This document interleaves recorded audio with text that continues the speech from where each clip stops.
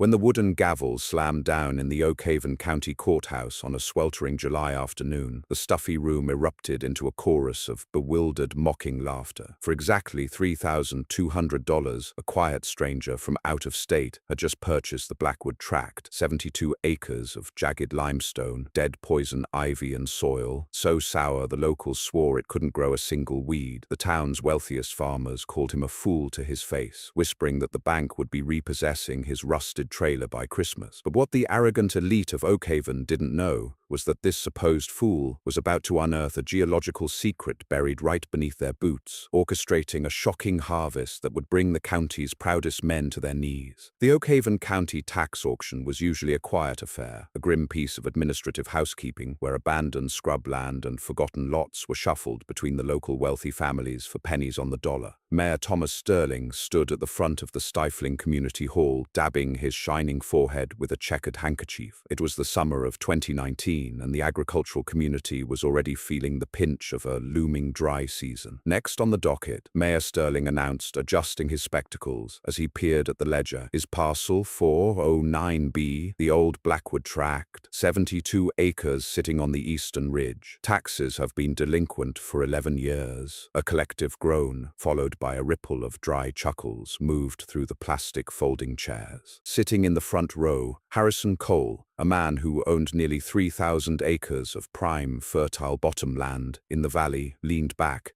and crossed his custom leather boots at the ankles. "I wouldn't take that cursed rock pile if you paid me the taxes, Tom," Cole bellowed, drawing a round of appreciative laughter from the other farmers. "Nothing's grown on that ridge since the glaciers receded. The topsoil is about as thick as a coat of cheap paint, and what's underneath is solid limestone. Be that as it may." Harrison, the mayor, sighed clearly, wanting to get this over with. "The county needs it off the books. Bidding starts at $3,000. That covers the back taxes and the filing fees." Silence hung in the humid air. The ceiling fans lazily pushed the hot air around. Clara Higgins, the elderly town clerk, didn't even bother lifting her pen to record a bid. Everyone knew the Blackwood Tract was a dead zone. The previous owner, a desperate man named Jacob Blackwood, had gone bankrupt trying to blast the rocks to plant feed corn in the late 90s. He had abandoned the property in the dead of night, leaving behind a rusted Ford tractor and a mountain of unpaid debt. The land was steep, heavily eroded,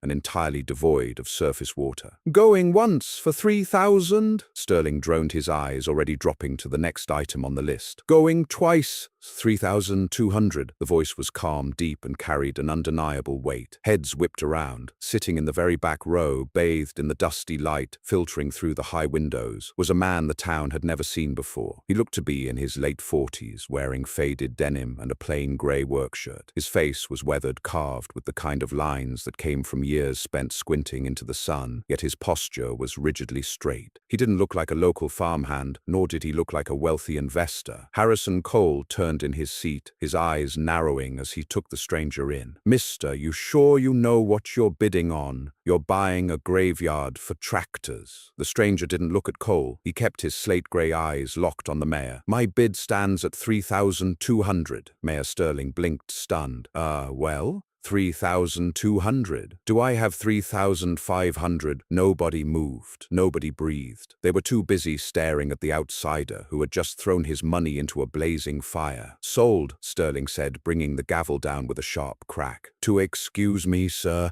what name should Clara put on the deed?" "Gideon Mercer," the man replied, standing up. He walked down the center aisle, the heavy thud of his work boots echoing in the quiet room. From his chest pocket, he produced a folded certified cashier's check drawn from a regional branch of William T. Ragsdale's commercial bank in the city. He handed it directly to Clara Higgins. "The change covers the immediate transfer fees. I want the deed filed today." As Gideon Mercer turned to walk out of the hall, the whispers broke out like a wildfire. "Who is he? Where did he come from? Does he think he's going to farm that wasteland?" Harrison Cole stood up, intercepting Gideon at the heavy oak doors of the community hall. Cole stood a few inches taller, using his size to try and intimidate the newcomer. "You must not be from around here, Mercer. I'm Harrison Cole. I own the valley just below your new pile of rocks. If you're planning on raising cattle, you should know there ain't enough grass up there to feed a single sick calf. And if you're planning on farming, well, I know a good psychiatrist in the city.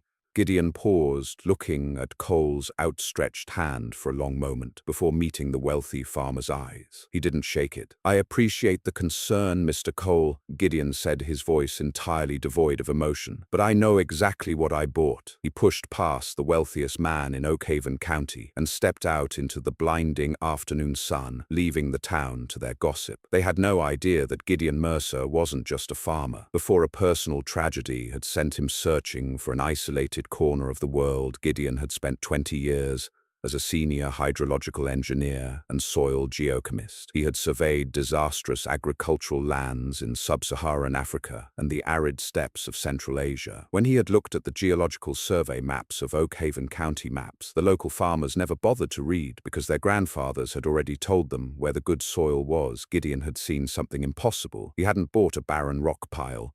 He had bought a vault, and he was the only one who had the key. Gideon wasted no time. 2 days after the auction, a battered silver Airstream trailer was towed up the winding, deeply rutted dirt path that served as the driveway to the Blackwood tract. The property was even more desolate up close. The topsoil was a pale, dusty grey, choked with sprawling thickets of invasive buckthorn and sharp limestone outcroppings that looked like the broken teeth of some ancient beast. In the center of the 70 acres sat the rusted husk of Jacob Blackwood's old Ford tractor, sinking into the dust. The local gossip mill at the Oakhaven diner, fueled by early morning coffee and bacon grease, went into overdrive. "I drove past the lower gate yesterday," Benjamin Hayes, a local heavy equipment operator, told a crowded booth. "The man is out there walking the ridge in the dead heat of noon, not pulling weeds, not clearing brush. He's just walking around with some kind of metal detector on wheels, staring at a little screen. Ground-penetrating radar," Harrison Cole said dismissively from the counter, swirling his black coffee. "The fool probably thinks there's an oil deposit or a lost Confederate gold train buried under the limestone. Let him bake in the sun. When he runs out of money for canned beans, I'll buy the land from the bank for $500 just to use it as a private hunting blind." But Gideon Mercer wasn't looking for gold. He was mapping the unseen world beneath the surface. To the naked eye, the Blackwood tract was ruined by a massive solid shelf of limestone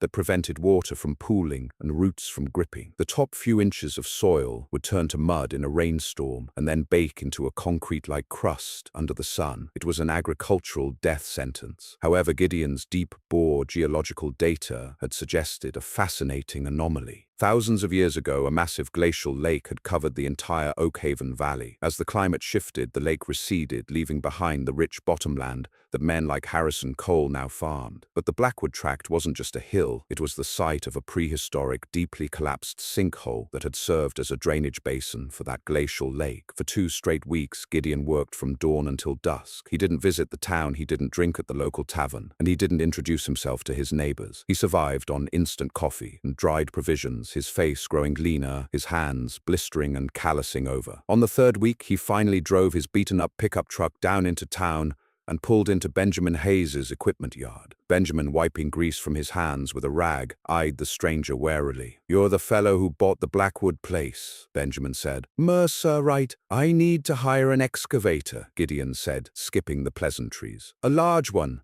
the Cat 336 you have sitting by the fence. And I need a rock breaker attachment." Benjamin let out a low whistle. "That's a heavy rig, mister. Costs a pretty penny to run. And I don't dry lease it. I drive it myself. What exactly are you trying to do up there? You can't farm limestone." "I don't intend to farm the limestone," Gideon said, pulling a rolled-up topographical map from his back pocket and spreading it on the hood of his truck. He traced a series of intersecting lines he had drawn over the property. "I need you to trench these specific lines, exactly 4 feet wide, and I need you to break through the crust until you hit a depth of 12 feet. Benjamin stared at the man like he had lost his mind. 12 feet, Mercer. Do you know what kind of rock is under there? It'll take me a week of bone-jarring work just to cut those lines. And for what you're gonna have a property covered in massive ditches. Can you do it or not?" Gideon asked. "I'll pay your daily rate in cash at the end of every shift." The prospect of guaranteed cash was too good for Benjamin to pass up, despite his reservations. The next morning, the heavy rumble of the Cat 336 echoed through the valley, drawing the attention of every farmer within 5 miles. For the next 10 days, the Blackwood tract sounded like a war zone. The rhythmic, thunderous pounding of the hydraulic rock breakers rockbreaker shattered the quiet of the county. Down in the valley, Harrison Cole stood on his porch, watching the plumes of white limestone dust rise into the summer sky. Cole sneered. He assumed Mercer was trying to dig a massive, desperate well, hopelessly chasing a water table that didn't exist at that elevation. Up on the ridge, Benjamin Hayes was sitting in the air-conditioned cab of his excavator, sweating despite the cooling system. The work was brutal. The limestone shelf was thick and unforgiving. But on the seventh day, right in the center of the longest trench, the rockbreaker suddenly punched through. Benjamin paused the machine. The heavy white dust began to settle. He leaned out of the cab, looking down into the 12-foot trench. The solid grey rock had vanished. Underneath the 4-foot shelf of limestone was something that defied all logic. Benjamin scrambled out of the cab and slid down the side of the rocky trench, his boots hitting the bottom with a soft, damp thud. He knelt down and scooped up a handful of the earth. It was soil, but not just any soil. It was pitch black, incredibly dense, and smelled rich and loamy like a forest floor after a heavy spring rain. It was ancient glacial, till a compressed layer of organic silt and perfectly balanced clay that had been sealed away from the elements, protected from erosion and shielded from the sun for millennia. Good God, Benjamin whispered, crushing the damp black dirt between his fingers. It was cooler than the air above, practically humming with trapped moisture. Gideon Mercer slid down into the trench beside him. He didn't look surprised. He simply pulled a small glass vial from his pocket, took a sample of the black earth and sealed it. "You knew this was here," Benjamin said, looking up at the stoic man in awe. "The whole damn county thinks this hill is solid rock. How much of this is down here? The limestone crust is essentially a geological roof," Gideon explained quietly, running his hand along the sheer rock wall of the trench that cleanly divided the barren rock from the black gold below. "Underneath us is a basin roughly 60 acres wide and nearly 40 feet deep, entirely filled with this. And because the limestone acted as a cap, the natural underground aquifer flowing off the eastern mountain hasn't evaporated. It's been trapped in this basin, turning this deep soil into a subterranean sponge." Benjamin was a heavy machinery operator, not an agronomist, but he knew what he was looking at. This was virgin, nutrient-dense topsoil, richer than anything Harrison Cole had in his prized valley. "But Mercer," Benjamin frowned, looking up at the sky. "It's 12 feet underground. You can't plant a crop in a trench. There's no sunlight down here." "I'm not planting down here," Gideon said, a faint, almost imperceptible smile touching the corner of his mouth. "We're bringing it up." The rumor mill in Oakhaven didn't just churn, it exploded. Benjamin Hayes was sworn to secrecy by a very lucrative non-disclosure bonus, but he couldn't hide the sheer scale of the operation that followed. Over the next month, Gideon hired a small army of independent contractors from 2 counties over strangers who didn't care about local politics or Harrison Cole's opinions. Using massive dredging augers and specialized earth-moving equipment, they began to systematically fracture the limestone cap. But instead of removing the rock, they pulverized it into a fine, mineral-rich aggregate. Then they brought up thousands of tons of the ancient black glacial till, mixing it meticulously with the crushed limestone on the surface. The result was a completely engineered topsoil. The pulverized limestone neutralized the acidity of the black till creating a perfectly pH-balanced, incredibly aerated growing medium. But Gideon's masterstroke was the irrigation. He didn't dig a traditional well. He used the trench network to lay down miles of perforated subsurface drip lines, tapping directly into the pressurized, trapped aquifer he had discovered. By late August, the Blackwood Tract no longer looked like a jagged, barren wasteland. It was 70 acres of smooth, dark, freshly turned earth, terraced perfectly to catch the morning sun. It looked like a miracle. Down in the valley, however, a very different kind of drama was unfolding. The summer drought that weather forecasters had predicted had arrived with a vengeance. Oakhaven County hadn't seen rain in 5 weeks. The creeks were drying up to a muddy trickle, and the local reservoir had dropped to critical levels. The county commissioner ordered emergency water rationing. Harrison Cole stood in the middle of his massive cornfields, his face flushed with anger and anxiety. The stalks, usually towering and vibrant green by this time of year, were stunted, yellowing and curling inward to protect themselves from the brutal sun. His irrigation pumps were running dry, sucking up mud from the depleted valley water table. Every day that passed without rain cost him tens of thousands of dollars in projected yield. "What do you mean his land is damp?" Cole roared at his foreman, who had just returned from a supply run past the Mercer property. "I'm telling you, mister." Cole, the foreman said nervously, taking off his cap. I drove by the lower gate, Mercer's fields. They're dark. They look like they've just been watered, and there's not a single sprinkler head above ground. Cole's jaw tightened. He's stealing county water. He has to be. I want the sheriff up there tomorrow. Nobody has water right now, especially not on that god-forsaken ridge. But when Sheriff Dale Hobbs drove his cruiser up to the Blackwood Tract, he found nothing illegal. Gideon calmly showed the sheriff the schematics of his self-contained, closed-loop subterranean irrigation system. He wasn't drawing a single drop from the county's shared reservoir or the valley's water table. He was using his own private prehistoric aquifer. The real shock, however, came in early September. While the rest of the county was mourning the loss of their traditional cash crops, Gideon Mercer began to plant. He didn't plant winter wheat. He didn't plant rye. Under the cover of darkness, delivery trucks from an exotic agricultural broker out of state arrived at the farm. They unloaded thousands of wooden crates filled with strange bulbous corms. Gideon had chosen a crop that the traditional farmers of Oakhaven would never have dared to touch: Crocus sativus, the saffron crocus. Saffron is the most expensive spice in the world, routinely selling for upwards of $5,000 a pound. It requires highly specific conditions to thrive: cold winters, hot and dry summers, and soil that drains perfectly while retaining deep, stable moisture below the root line. The pulverized limestone and deep-tilled organic basin Gideon had engineered created an environment that was superior even to the finest saffron-producing regions in the Mediterranean and the Middle East. Furthermore, because saffron is an autumn-blooming crocus, Gideon wasn't bound by the traditional spring-to-fall growing season. While the valley below turned brown and withered under the relentless extended drought, the ridge above began to change. It started as a faint haze of green across the dark soil. Within a week, millions of slender grass-like shoots erupted from the perfectly engineered earth, thriving in the blazing surface heat while their roots drank deeply from the subsurface irrigation. Harrison Cole couldn't take it anymore. Driven by a mix of desperation and sheer unadulterated jealousy, he drove his black truck up the winding dirt path, slamming on the brakes right at Gideon's new property line. Gideon was kneeling in the dirt, inspecting a row of vibrant green shoots. He stood up slowly as Cole marched over the wealthy farmer's face, a mask of furious indignation. "What is this, Mercer?" Cole demanded, gesturing wildly at the thriving fields. "What kind of trick are you pulling? My corn is dead. The whole damn valley is dying, and you're up here growing. What is this grass?"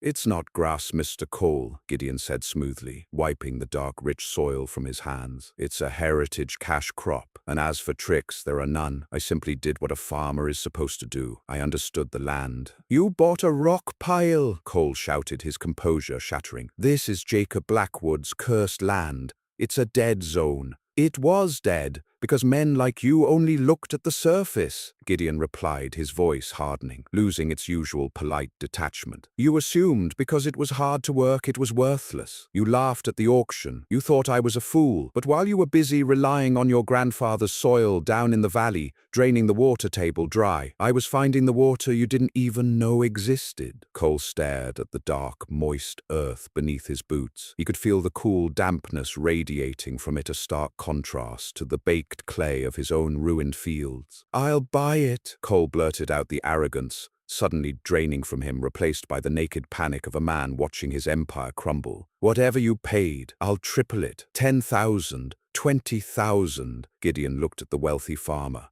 his slate-gray eyes cold and unyielding. "The price of this land was $3,200, Harrison, but its value is something you couldn't afford if you sold every acre of that dying valley you own." Gideon turned his back on Cole and walked back toward his trailer. He had a harvest to prepare for, and in a few short weeks, when the autumn chill finally broke the summer heat, those green shoots were going to bloom. The entire ridge would explode into a sea of brilliant violet purple, and the real shock to Oakhaven County would finally begin. Late October arrived in Oakhaven County, not with a gentle autumn breeze, but with a biting dry frost that put the final nail in the coffin of the valley's agricultural season. Harrison Cole's massive estate, once a rolling ocean of profitable green, had been reduced to an expanse of brittle, pale brown stalks that rattled like dried bones in the wind. The local bank, managed by a severe man named Gregory Vance, no, let's call him Gregory Sterling, cousin to the mayor, had already begun sending preliminary foreclosure notices to half the families in the valley. The mood in the town was bleak, suffocating, and lined with a quiet, desperate anger. But high up on the eastern ridge on the 72 acres of the Blackwood Tract, a miracle was unfolding. It happened overnight, triggered by the sudden drop in temperature. Gideon Mercer stepped out of his silver Airstream trailer just as the dawn light crested the distant mountains, holding a mug of black coffee. He looked out over the dark, terraced soil he had so painstakingly engineered. Where yesterday there had only been thin grass-like green shoots, there was now an explosion of color so vibrant it almost hurt the eyes. Millions upon millions of delicate violet-purple petals had unfurled in the freezing morning air. The crocus sativus had bloomed. From the county highway miles below the ridge looked as if a massive velvet purple blanket had been draped over the jagged limestone. Drivers pulled their pickup trucks onto the shoulder of the road, stepping out into the cold morning air, just to stare up at the impossible sight. In the Oakhaven diner, conversations stopped dead as patrons crowded around the grease-stained front windows, pointing up at the hill they had mocked for decades. "What in God's name is he growing?" whispered Clara Higgins, the town clerk, her coffee growing cold in her hands. "I don't know," Benjamin Hayes muttered, his eyes wide as he remembered the deep black earth he had helped excavate. "But I reckon it ain't feed corn." Up on the ridge, Gideon had no time to admire the view. The window for harvesting saffron is brutally unforgiving. Once the flower opens, the 3 crimson stigmas inside the actual spice begin to degrade in the sunlight and air. They had to be picked immediately by hand before the midday sun could bleach their vital chemical compounds. Gideon had known he couldn't rely on the local labor force. They were loyal to Harrison Cole, and many were too proud to work for the outsider who had made a fool of their boss. 2 weeks prior, Gideon had quietly contracted a specialized agricultural team from a neighboring state led by a fiercely efficient forewoman named Mariana Rostova. At exactly 6 in the morning, 2 white passenger vans pulled through the heavy iron gates Gideon had recently installed at the base of his driveway. 40 men and women, wrapped in thick wool sweaters and carrying wicker baskets, stepped out into the frost. There was no heavy machinery, no diesel exhaust, no thundering harvesters. The harvest of the world's most expensive spice was a silent, almost reverent undertaking. Gideon walked the rows with Mariana, demonstrating the precise flick of the wrist required to snap the flower head from the stem without bruising the delicate crimson threads nested inside. "Speed is essential, but precision is paramount," Gideon instructed, his breath pluming in the cold air. "If the yellow stamens are mixed in with the red stigmas, it dilutes the grade. I want pure sargol, only the absolute crimson tips." For the next 20 days, the routine was grueling and relentless. Every morning, a new flush of purple flowers blanketed the dark earth, and every morning Mariana's crew descended upon them. They worked bent at the waist, their fingers moving in a frantic, rhythmic blur, plucking thousands of blossoms an hour. By noon each day, the flowers were transported into a massive climate-controlled steel-sided barn Gideon had erected near his trailer. Inside, the true labor began. Seated at long stainless steel tables under blindingly bright surgical lights, the workers meticulously separated the 3 tiny red threads from each blossom. It took roughly 150,000 flowers to produce a single kilogram of dried saffron. The floor of the barn quickly became a mountain of discarded purple petals, while the precious crimson threads were carefully collected in shallow, fine mesh sieves. Down in the valley, Harrison Cole was spiraling. He sat in his dark, wood-paneled office, staring at a ledger covered in red ink. His wells were dry, his crops were dust, and his pride was shattered. He watched the white vans travel up and down the ridge road through a pair of expensive binoculars, his stomach churning with a toxic mixture of envy and rage. He didn't know exactly what Mercer was harvesting, but he had run the license plates on the vans. They belonged to a high-end botanical extraction company. Mercer wasn't just surviving the drought, he was thriving in it. And Harrison Cole, the undisputed king of Oakhaven County, was about to lose everything. Desperation is a powerful solvent. It can dissolve a man's morals, his logic, and his sense of self-preservation in a matter of days. By the second week of November, Harrison Cole had reached the bottom of the bottle of bourbon he kept in his desk drawer, and the bottom of his sanity. The whispers in town had grown unbearable. People were no longer laughing at Gideon Mercer. They were treating him like a dark wizard who had coaxed life from a stone. Meanwhile, they looked at Cole with pity. Pity was the one thing Harrison Cole could not stomach. Late on a moonless Tuesday night, Cole summoned two of his most loyal, albeit dim-witted farmhands to his estate, a burly mechanic named Travis and a desperate, indebted tractor driver named Billy. "Mercer is stealing our water," Cole lied, his voice slurred but thick with venom. He slammed a heavy leather pouch onto his desk. The unmistakable clinking of thick silver coins and banded cash echoed in the quiet room. "He's got some kind of illegal deep-bore siphon up there. That's why his fields are green and ours are dead. The county won't do anything because they can't find the pump." Travis shifted uncomfortably, eyeing the money. "Sheriff Hobbs went up there, Mr. Cole. Said it was all clean, subterranean closed loop or something." "Hobbs is a fool." Cole snapped, his eyes bloodshot and wild. "There's a pump house on the North Ridge. I saw it through my glass. It regulates his water pressure.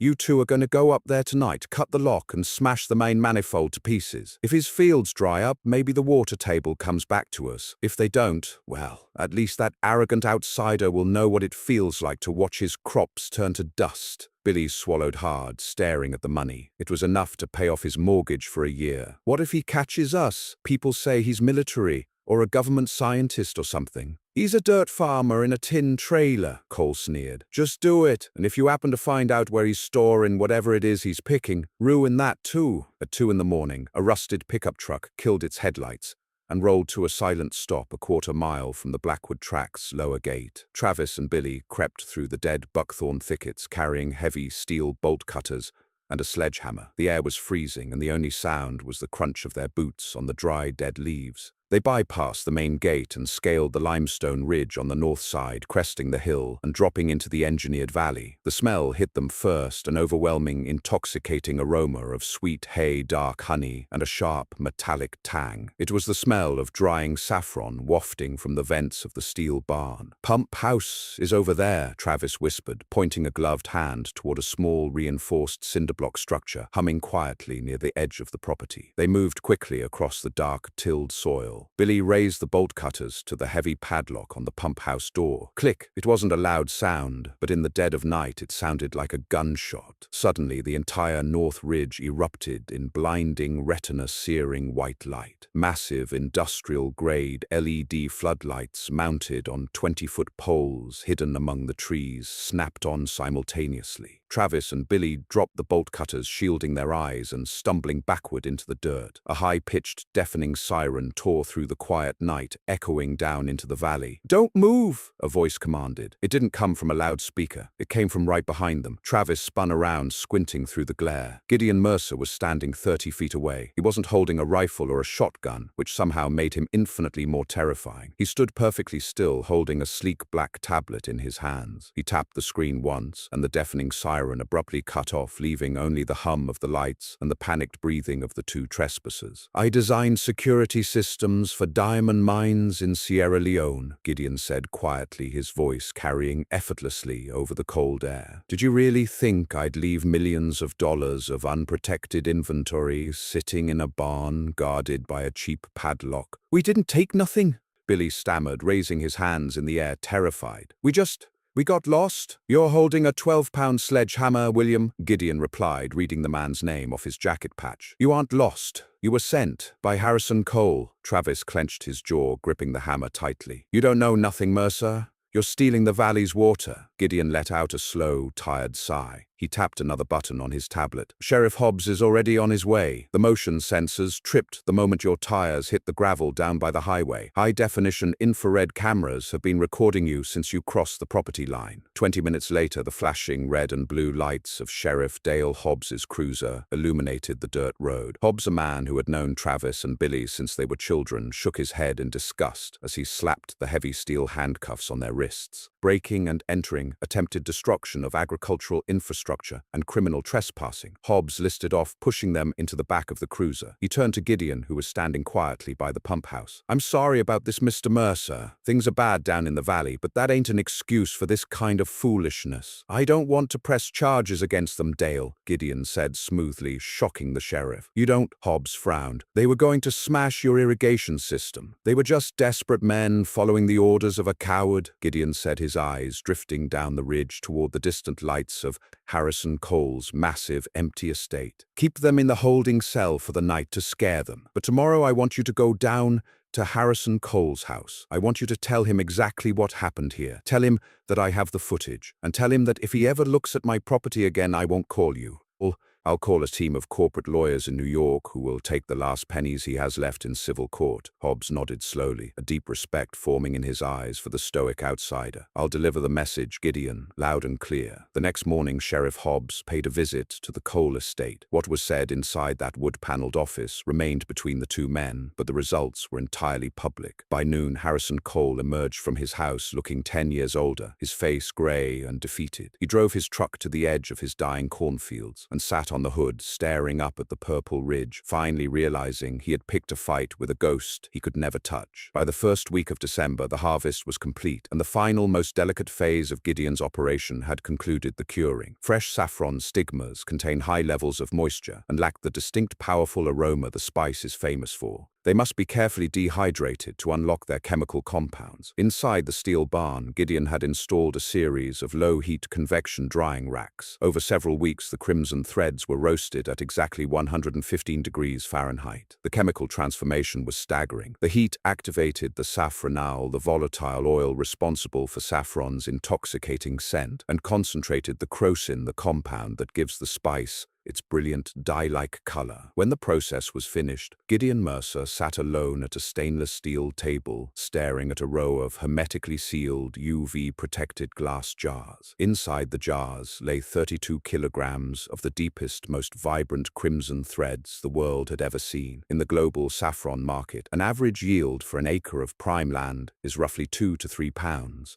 Through his manipulation of the prehistoric glacial till his perfect subsurface water pressure and his meticulous pH balancing of the pulverized limestone, Gideon had achieved an impossible density of flowers. He had harvested an average of just over 1 pound per acre, a staggering feat for a first-year crop, on what was supposed to be dead rock. Now it was time to cash the check. Gideon didn't take his crop to a local farmer's market, nor did he use a standard agricultural broker. 2 weeks prior, he had sent a 2-gram sample via insured overnight courier to an independent testing laboratory in Switzerland that specialized in ISO 3632 standard grading for luxury spices. The results had caused a minor earthquake in the European culinary world. Grade 1 saffron, the absolute highest quality recognized globally, requires a crocin color reading of greater than 200. Gideon's Oakhaven crop had registered a massive, unprecedented 284. It was, chemically speaking, the most potent saffron currently in existence. On a bleak, snowy Tuesday morning, the citizens of Oakhaven witnessed something entirely alien. A sleek black Mercedes-Benz Maybach, its tires crunching heavily over the frost-heaved asphalt, rolled slowly down Main Street. It turned onto the dirt road leading to the Blackwood tract, kicking up a trail of white dust. Inside the diner, Benjamin Hayes nearly dropped his fork. "Who the hell is that?" The car belonged to Claude Lemieux, the chief sourcing director for Aura, one of the largest and most exclusive luxury cosmetics and culinary conglomerates in Paris and Geneva. Lemieux was a man who routinely flew via private jet to Iran, Spain, and Kashmir to secure top-tier saffron for elite Michelin-starred chefs and high-end perfumeries. He had flown to Oakhaven County purely because he didn't believe the laboratory report. He had to see it for himself. Lemieux, a tall, impeccably dressed man in a tailored cashmere overcoat, stepped out of the Maybach and carefully navigated the dirt path to Gideon's barn. Gideon was waiting for him, wearing his usual faded denim and grey work shirt. "Monsieur Mercer," Lemieux said, his breath fogging in the cold air as he extended a manicured hand. "I must admit, when I saw the coordinates for this farm, I assumed there had been a clerical error. Saffron of this caliber in the rocky highlands of an American county, it defies logic. The soil remembers what the surface forgets, Mr. Lemieux," Gideon replied calmly, shaking the man's hand. "Come inside." Inside the barn, Lemieux produced a jeweler's loupe, a set of precision digital scales, and a small portable spectrophotometer. For 2 hours, the Frenchman worked in absolute silence. He inspected the physical integrity of the threads, ensuring there was absolutely no yellow style attached. He crushed a single thread between his fingers, inhaling deeply, his eyes fluttering shut as the massive hit of safranal filled his senses. Finally, he ran a quick chemical analysis. When Lemieux finally looked up, his composed professional demeanor had cracked. He looked at Gideon with a mixture of reverence and disbelief. "It is perfect," Lemieux whispered. "It is entirely, undeniably perfect. The Crocan levels are actually higher than the initial sample. This is coupe grade, but elevated. You have 32 kilograms, 32.4. Gideon corrected. Lemieux did the mental math. Standard top-tier saffron sold for roughly $7,000 to $10,000 a kilogram. But this was an anomaly. This was a marketing dream, a chemically superior, organically grown supercrop from an untouched prehistoric aquifer. Aura could use this exclusively for their flagship products and charge whatever they wanted. "Monsieur Mercer," Lemieux said, adjusting his scarf, his voice tight with anticipation. "I will not insult you by haggling. Aura wishes to purchase the entire harvest. We require exclusivity. I am authorized to offer you $14,000 per kilogram. Furthermore, we wish to sign a 5-year futures contract for your entire yield at a guaranteed floor price." Gideon didn't blink. He didn't smile. He simply nodded. "I'll have my lawyers review the futures contract. But as for this harvest, 14,000 is acceptable. 32.4 kilograms at $14,000 a kilo. Lemieux opened his leather briefcase, withdrew a thick gold-embossed checkbook drawn on a major international bank, and wrote out a sum that defied comprehension. Later that afternoon, Gideon Mercer drove his beaten-up pickup truck into Oak Haven. The town was quiet, the cold wind whipping down Main Street. He parked in front of William T. Ragsdale's commercial bank, the only bank in town, managed by Gregory Sterling. Harrison Cole happened to be in the lobby, arguing quietly and desperately with a loan officer about an extension on his impending foreclosure. Cole stopped speaking the moment Gideon walked through the glass doors. The entire bank fell silent. Gideon walked straight to the head teller's window. Clara Higgins, who worked part-time at the bank when she wasn't at the town hall, looked up, her hands trembling slightly. "Afternoon, Mr. Mercer," Clara squeaked. "How can I help you?" Gideon reached into his chest pocket, withdrew the thick gold-embossed piece of paper, and slid it face up under the glass partition. "I'd like to deposit this into my operating account, Clara," Gideon said, his voice entirely flat. "And I'd like to arrange a wire transfer to pay off the remaining county taxes for the next 10 years. Clara looked down at the check. She blinked once. She blinked twice. She took off her reading glasses, cleaned them on her sweater, and put them back on. The numbers didn't change. It was a certified cashier's check from Banque Cantonale de Genève, made out to Gideon Mercer for the sum of $453,600. $453,600. Clara let out a sound that was half gasp, half choke. The paper slipped from her fingers. Harrison Cole, unable to contain his bitter curiosity, took 3 steps forward and peered over the partition. His eyes locked onto the string of numbers on the check. The color completely drained from his face. His knees visibly buckled, and he had to grab the edge of the mahogany counter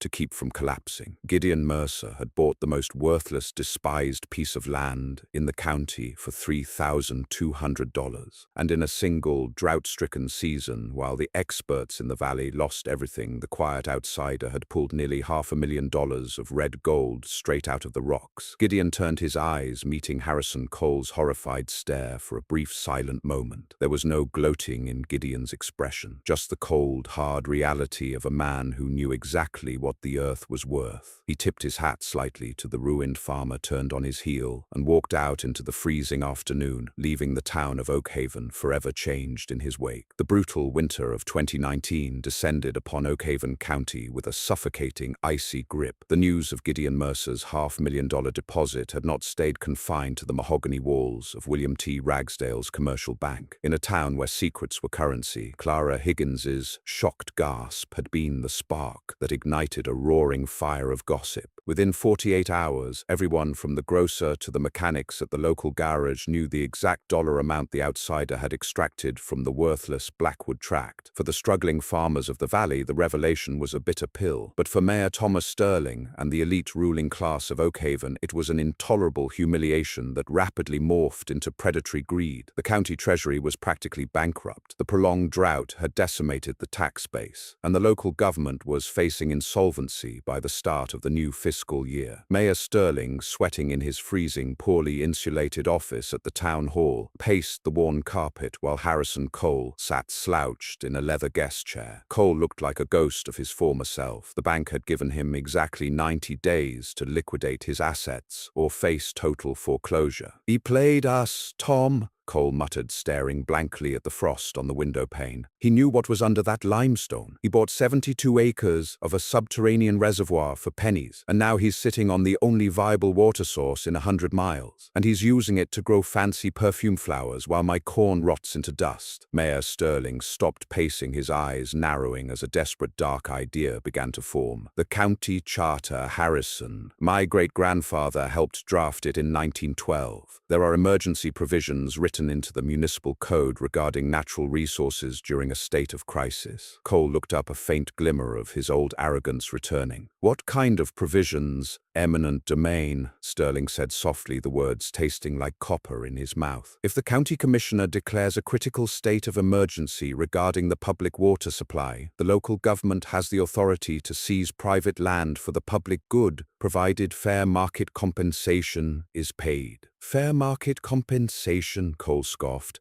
"He just proved the land produces $500,000 a season. You can't afford to buy him out." "We don't buy him out based on his saffron yield," the mayor countered, a slick smile spreading across his face. "We assess the land based on its zoning agricultural scrubland. We pay him the standard rate of $500 an acre. We seize the Blackwood Tract, tap the aquifer to refill the county reservoir and save the town. And maybe in the process, we lease the farming rights back to someone who actually belongs in this valley, someone who knows how to run a proper agricultural operation." Cole sat up straight, the fog of depression lifting. It was a vicious, legally dubious maneuver, but they had the local judge in their pocket and the desperation of the townsfolk on their side. The ambush was set for the following Tuesday. Gideon Mercer received a hand-delivered summons from a remarkably apologetic Sheriff Dale Hobbs, ordering him to attend an emergency town council meeting. When Gideon walked into the community hall, the atmosphere was suffocatingly tense. The room was packed with hundreds of desperate, angry locals. Up on the dais sat Mayor Sterling, flanked by Richard Abernathy, a slick, expensive municipal attorney imported from the state capital. Harrison Cole sat in the front row, a smug, vindictive smirk playing on his lips. "Mr. Mercer," Mayor Sterling began, his voice amplified by the screeching microphone. "Oakhaven County is in a state of terminal crisis. Our reservoir is at 4% capacity. However, geological surveys," he pointed to a hastily drawn map on an easel, "indicate that your property sits atop a massive pressurized aquifer. Under Section 4B of the Emergency Municipal Code, we are initiating eminent domain proceedings to seize the Blackwood Tract for the public good. You will be compensated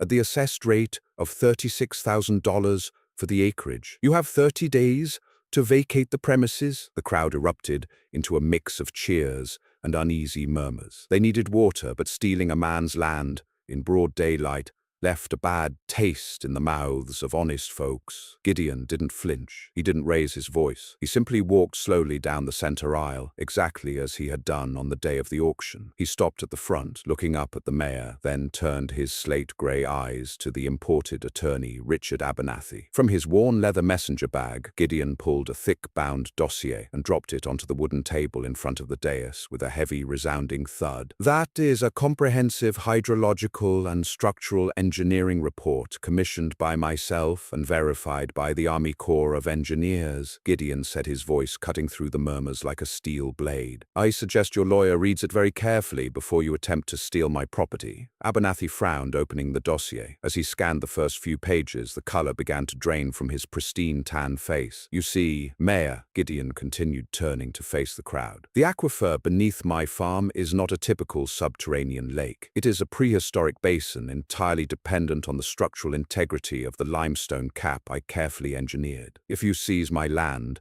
and attempt to sink commercial high-volume municipal pumps into that basin, which you plan to do, the resulting pressure vacuum will fracture the remaining limestone bedrock. Gideon stepped closer to the dais, his voice dropping to a dangerous, chilling octave. If that bedrock fractures, the basin will collapse in on itself. Not only will the water instantly drain into the deep crust, rendering it entirely inaccessible, but the resulting sinkhole will be roughly half a mile wide. It will swallow the county highway, the eastern ridge, and half of Harrison Cole's property. You won't be saving the town, Thomas. You'll be wiping it off the map. The room fell dead silent. Mayor Sterling looked at his high-priced lawyer in panic. Abernathy was frantically flipping through the engineering schematics, sweat beading on his forehead. Is he telling the truth, Richard? The mayor hissed. The math is sound, Abernathy whispered back, looking terrified. If we pump that aquifer at municipal speeds, the whole ridge caves in. The liability... My God, Tom, the liability would bankrupt the entire state, let alone this county. Gideon turned back to the crowd, his gaze softening just a fraction as he looked at the terrified faces of the men and women who were just trying to feed their families. I am not your enemy. I am not hoarding your water. My system is a closed loop. I use less water in a month than Harrison Cole's sprinklers used to waste in a single afternoon. But if you try to take this land by force, you will destroy the very thing you think will save you. He looked directly at Harrison Cole. The smug smirk had vanished from the wealthy farmer's face, replaced by a hollow, terrifying realization that he had truly lost. The eminent domain claim is contested on the grounds of catastrophic environmental hazard, Gideon announced to the silent hall. He picked up his bag and walked out into the freezing night. The county's desperate, malicious ploy had been crushed beneath the sheer weight of undeniable science. But Gideon knew that surviving a legal ambush wasn't enough. The town was still dying, and he was about to make a decision that would change Oakhaven forever. The brutal winter of 2019 descended upon Oakhaven County with a suffocating, icy grip.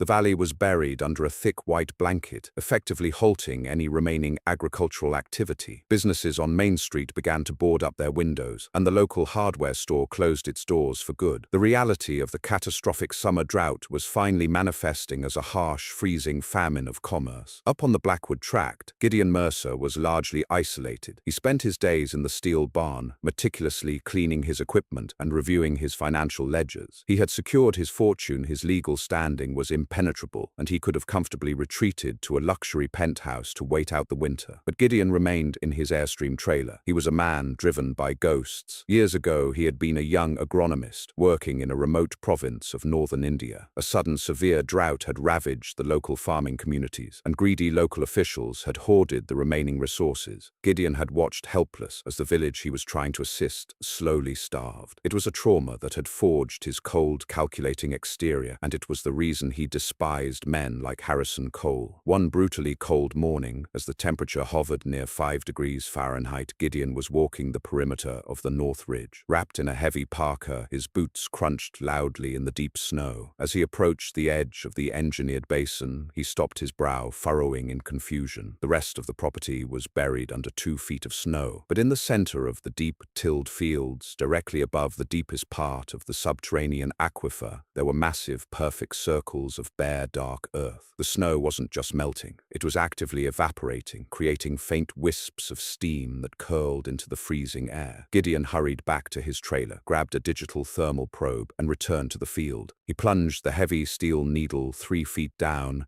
into the dark, exposed soil. The digital readout blinked, stabilized, and displayed a number that made Gideon's heart race: 58.4 degrees Fahrenheit. While the ambient air was freezing, the soil deep below was warm. Gideon raced back to his geological surveys. He had assumed the subterranean water was just a static, trapped glacial melt, but the thermal readings suggested something profoundly different. Oakhaven County sat on the very edge of a dormant tectonic fault line. The aquifer wasn't just trapped, it was being continuously gently heated by a deep geothermal vent located miles below the Earth's crust. The water acted as a thermal battery, radiating a constant mild heat upward through the dense organic glacial till. He had unwittingly bought a naturally heated subterranean greenhouse. He didn't hesitate. He picked up his satellite phone and dialed a specialized botanical broker in Kyoto, Japan. I need Wasabia japonica, Gideon told the broker. The Mazuma cultivar, rooted offshoots. I need them flown in by private cargo charter within the week. True Japanese wasabi is notoriously considered the most difficult commercial crop in the world to grow. It requires a constant, unwavering supply of cool, but not freezing running water, profound shade, and a highly specific, nutrient-rich gravel bed. Because of this extreme difficulty, real wasabi rhizomes sell for upwards of $250 a pound. Gideon didn't just hire his heavy equipment operator to retrofit the trenches. He drove down to the town hall and pinned a notice to the public corkboard: winter labor required. Blackwood tract, $25 per hour, guaranteed work through March. By dawn the next morning, a line of 50 pickup trucks stretched from Gideon's gate all the way down the county highway. These were the men and women who had laughed at him at the auction. They stood in the freezing cold, heads bowed in shame, desperate for a lifeline.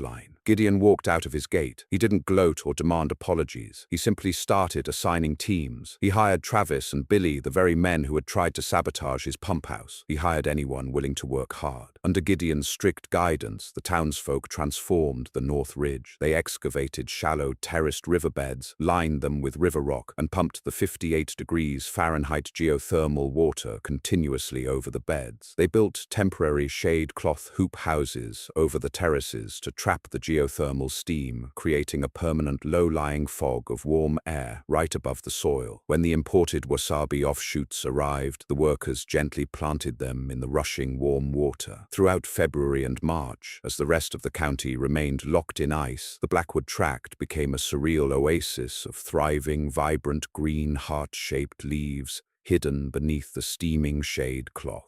The workers were paid well, and they were paid in cash. Slowly, the local economy began to thaw. The grocery store restocked, and families paid their overdue heating bills. The resentment toward the outsider faded, replaced by a profound, awestruck respect. Gideon Mercer was no longer the arrogant stranger. He was the lifeblood of Oakhaven. And down in the valley, Harrison Cole watched the steam rising from the ridge, sitting alone in a freezing, empty house, waiting for the bank to take everything he had ever known. Spring arrived in late April, melting the snow to reveal the devastating toll of the previous year's drought. The massive Cole estate was cracked gray and entirely devoid of nutrients. It was dead dirt. On the first Tuesday of May, the gavel came down in the Oakhaven County Courthouse once again. This time the room was eerily quiet. There was no mocking laughter or arrogant whispers. Mayor Sterling stood at the front looking physically ill. Next on the docket, the mayor announced, his voice trembling. Parcel 1 through 14, the Cole estate. 2,800 acres of valley bottomland, foreclosed by William T. Ragsdale Commercial Bank. Bidding starts at $2.5 million. This covers outstanding loans and back taxes. Harrison Cole sat in the very back row, stripped of his custom boots and expensive Stetson. He wore a faded flannel shirt, his posture defeated. His grandfather had cleared that land, his father had built the empire, and Harrison had lost it all to hubris and a changing climate. The room was silent. None of the local farmers had the capital to bid, and corporate conglomerates had already deemed the soil too degraded to revitalize. Going once for $2.5 million, the mayor droned, if unsold developers would pave over the valley. Going twice, $3 million. The calm, deep voice carried undeniable weight. Every head whipped around. Gideon Mercer stood by the oak doors, dressed in his usual denim. He had just finished his first wasabi harvest, selling the pristine crop to Michelin-starred chefs for a staggering profit. Mayor Sterling gripped the podium. "Mr. Mercer, your bid is $3 million. Cash," Gideon confirmed. "Wired to the bank's holding account today. Consolidate the deeds." Sold. The town was stunned. Gideon Mercer, the outsider who owned the richest 72 acres in the state, now owned the entire valley. As the crowd filed out in hushed reverence, Harrison Cole remained glued to his chair. Gideon walked down the center aisle and stopped beside the broken man. "I have until Friday to clear out my belongings," Cole said, his voice raspy, eyes on the floor. "I assume you'll tear down the main house." "I have no interest in your house, Harrison," Gideon said quietly, "and I have no interest in running 3,000 acres of bottomland myself. I'm a geochemist, not a valley manager." Cole finally looked up, confusion warring with despair. "What are you talking about? It's yours." "I own the dirt," Gideon corrected, "but the dirt is dead. Deep plowing, and heavy chemical fertilizers destroyed the microbial life and its ability to retain moisture. When the drought hit, your land turned to concrete. Gideon tossed a set of keys into Cole's lap, the keys to the estate's main gate. "I bought this valley to fix it," Gideon said. "I am converting all 2,800 acres into a regenerative polyculture system. We'll plant deep-rooted perennial cover crops to break up the hard pan and introduce rotational grazing to naturally fertilize the soil. We are rebuilding the water table." Cole stared at the keys, his hands trembling. "Why tell me this? Because I need a foreman who knows the land," Gideon said, his voice firm but lacking its old sharp edge. "I need someone who knows where the frost pockets are and how the drainage used to run. I will pay you to manage this restoration. You will live in the main house, but you will do it my way. You will unlearn what your grandfather taught you and learn to listen to the earth." Harrison Cole, the proudest man in Oak Haven, finally broke. Tears spilled over as he stood up. For the first time, he didn't try to intimidate. He extended a calloused hand. "I don't know anything about regenerative farming, Mercer," Cole choked out. "I know," Gideon replied, shaking his hand firmly. "But you're going to learn. Be at my lower gate tomorrow at 6. Bring a shovel." Over the next 3 years, Oak Haven transformed. The Blackwood Tracts harvests funded the massive valley restoration. Under Gideon's guidance and Cole's humbled, relentless work, the dead dirt returned to life. Deep green alfalfa replaced brittle corn stalks. The soil became a sponge holding seasonal rains and recharging the reservoir. The legend of the Blackwood Tract is still told in the Oak Haven Diner. It serves as an enduring reminder that value is dictated by vision and the willingness to look deeper than anyone else. Gideon Mercer arrived in a town blinded by tradition and conquered it not with malice but with science, patience, and profound respect for the earth. By purchasing the county's worst nightmare, he unearthed a miracle. He saved a dying town by forcing them to adapt, teaching them that true wealth isn't just harvested from the surface, it is cultivated by understanding the foundation it's built upon.